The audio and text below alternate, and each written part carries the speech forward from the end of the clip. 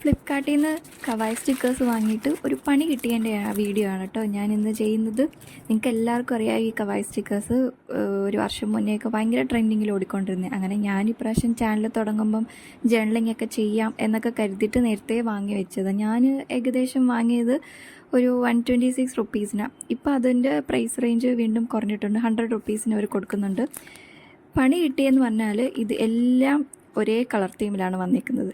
ഞാനിത് മെയിനായിട്ട് പല ചാനലിലും കൊടുത്തേക്കുന്ന കണ്ടിട്ട് റിവ്യൂ കണ്ടൊക്കെ വാങ്ങിയത്. പക്ഷേ എനിക്ക് കിട്ടിയത് ഒരേ കളർ തീമിലുള്ളതും പിന്നെ അത് സ്റ്റിക്കർ എന്ന് പറഞ്ഞാൽ നമ്മൾക്കത് ഇളക്കിയെടുക്കണമല്ലോ. പക്ഷേ ഇത് കണ്ട് എത്ര ശ്രമിച്ചാലും പകുതി കീറി അങ്ങ് പോകും.